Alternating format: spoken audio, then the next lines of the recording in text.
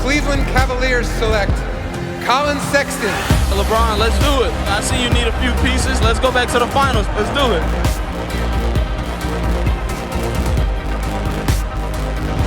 The Cavaliers hoping that drafting Colin Sexton 8th overall can help convince LeBron James to stay in Cleveland. LeBron has never played with a rookie drafted as high as Sexton. Ahead of the biggest question of the NBA offseason, will James stay or go? Cavs GM Kobe Altman shedding some light on where things currently stand between the two. I think LeBron has more than earned the right to approach his contracts the way he does. He's done that before, so this is nothing new for us. We want to respect his space during this process, and I continue to have really good dialogue with his management team as he goes through that process. So now that's sort of, I know there will be a lot of questions about it. That's probably all I can say at this point regarding him.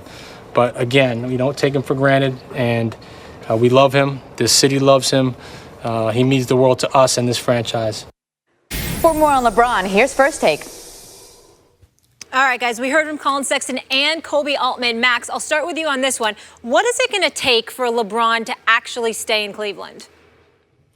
Right. It's not, what can the Cavs really do? No one wants to be in Cleveland, sign with the Cavs, and what do they really have? I think the answer to what it's going to take to keep LeBron there is what happens elsewhere. In other words, if there's no good landing spot or perfect landing spot for him, then Cleveland maybe turns out by default to be the best place. For example, if the Lakers simply don't have enough to get Kawhi over there and Paul George decides, you know what, I'm good in OKC, right? That takes the Lakers out, and all of a sudden you start to look in other places. Well, how about Houston? What if Houston can't clear the decks to fit another max contract in? Or Markelle Fultz in Philadelphia, the shot doesn't come along, right? And so A.Smith is a little farther away than people would like.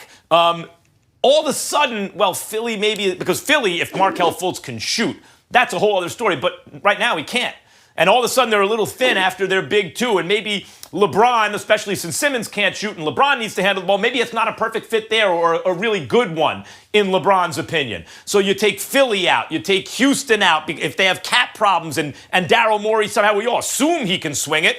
But let's say he can't. That's possible too. And the Lakers out. And all of a sudden LeBron looks around and goes, I might as well stay put. I think externally things that happen are more likely to keep LeBron there than anything the Cavs can do.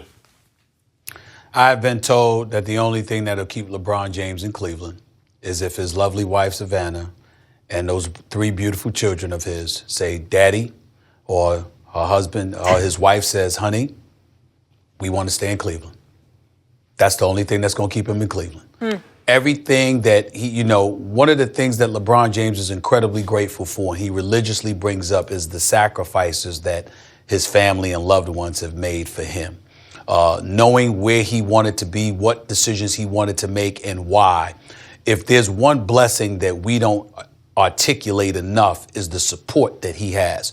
His mom, his wife, his kids, his inner circle with Randy and Mav and Rich. Adam Medelson is his guy. D. Wade is his big brother. Wherever he turns, he's got an inner circle that's unwavering in their love and support for him and whatever he has wanted to do. If he is still of that mindset, obviously they will ride with him. But LeBron seems to have gotten to a point where it's clearly not gonna be about what he wants and asking them to make yet another sacrifice. It's also going to include more so what they want and what's going to make them happy as well. Now, obviously, they will probably say, whatever makes you happy. They'll flow with that. But I'm talking about his own innate sensibilities.